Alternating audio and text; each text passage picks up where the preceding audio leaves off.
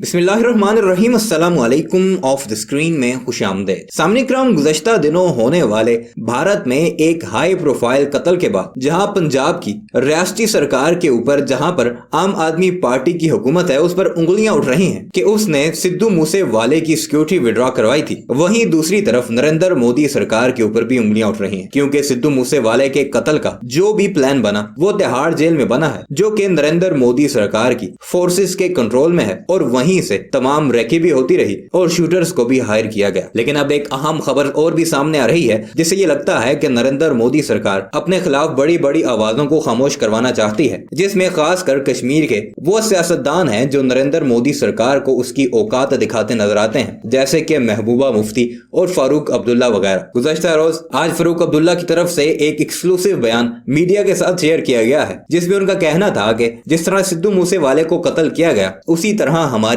कश्मीरी क़यादत की जानों को भी खतरा है, क्योंकि नरेंद्र मोदी सरकार की ईमा पर हमें भी सिक्योरिटी प्रोवाइड नहीं की जा रही और जो सिक्योरिटी हमें दी गई थी वो भी वीआईपी कल्चर को खत्म करने के नाम से हमसे हटा दी गई है। हम लोग दहशतगर्दों का या नरेंद्र मोदी के उन्हीं साथियों का सॉफ्ट टारगेट हो सकते हैं जो हमेशा से हमारी तवाना आवाजों को बंद करवाना चाहते हैं। आगे चलकर आपको भारतीय मीडिया चैनलों को ही दिए गए फारूक अब्दुल्ला के उस मीडिया टॉक का क्लिप भी दिखाएंगे जिसमें वो खुलकर ये बात कह रहे हैं कि सरकार की जिम्मेदारी है सिक्योरिटी प्रोवाइड करना और कश्मीर में आजकल जो हालात बने हुए हैं उनमें तो ये जिम्मेदारी मजीद बढ़ जाती है क्योंकि हम बैक वक्त कई लोगों के टारगेट पर हैं। आइए आपको लेकर चलते हैं और फारूक अब्दुल्ला की जुबानी वो सारी रुदा सुनाते हैं कि किस तरह नरेंद्र मोदी सरकार अब उन्हें हमेशा के लिए खामोश करवाना चाहती है। मगर वीडियो पर आगे बढ़ने से पहले आपसे गुजारिश है कि हमारे इस चैनल को जरूर सब्सक्राइब कीजिएगा और कॉमेंट सेक्शन में अपनी कीमती राय का इजहार भी जरूर कीजिएगा। क्या उनके पास सिक्योरिटी है? कल अगर सियासी आदमियों को मारना शुरू हो जाएगा तो सिक्योरिटी कहाँ है? क्या बोलेंगे उनको? हाथों से कुछ नहीं बनता। इनको कोई ऐसा रास्ता निकालना पड़ेगा जिससे कि ये लोगों के दिल जीत सके और इस मुसीबत से हम निकल सके। ये दिखाता है कि हमारे यहाँ रियासत में कितना अमन है, कि कितने सेफ हैं ये लोग।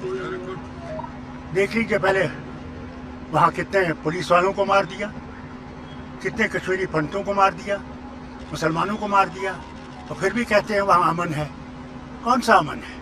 अब क्या बोलेंगे उनको जो वहाँ पे यहाँ से गए हुए हैं और गाँव में पढ़ा रहे हैं? क्या कहेंगे उनको कि क्या वो उनकी हिफाजत है? क्या उनके पास सिक्योरिटी है?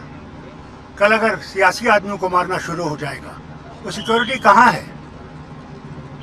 क्या बोलेंगे उनको? हाथों से कुछ नहीं बनता।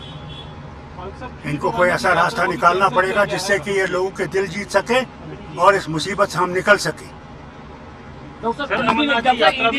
साहब मुझे आपसे, मैंने कहा आपसे, ये आपका काम नहीं है, उनका काम अपना है, मेरा काम अपना है। सब खीर भवानी की यात्रा को भी कैंसिल किया गया है, आप किस तरह से देखते हैं? देखिए मैं आपसे कहता हूँ ना,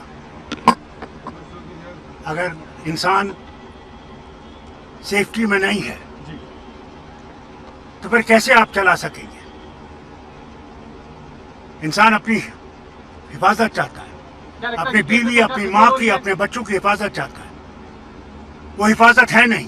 सुरक्षा के मामले उस सुरक्षा को इनको कुछ करना पड़ेगा, सोचना पड़ेगा और इनको सब पार्टियों से बात करनी पड़ेगी। ये हुकूमत ही नहीं बंद कर सकती। इसमें सब लीडरों को बुला के बात करिए कि किस तरह इस पे हम लोग काबू कर सके। उसके बगैर नहीं बनेगा, फौज और पुलिस से नहीं बनेगा, नहीं बन सकता। देखिए अगर खुदा न खास्ता वहाँ एक भी गड़बड़ होगी उसका नतीजा न सिर्फ जम्मू कश्मीर को उठाना पड़ेगा, सारे भारत को उठाना पड़ेगा। उसके लिए होशियार रहना चाहिए, इन्हें बहुत जबरदस्त होशियारी करनी चाहिए। क्या उनके पास सिक्योरिटी है? कल अगर सियासी आदमियों को मारना शुरू हो जाएगा तो सिक्योरिटी कहाँ है? क्या बोलेंगे उनको? हाथों से कुछ नहीं बनता। इनको कोई ऐसा रास्ता निकालना पड़ेगा जिससे कि ये लोगों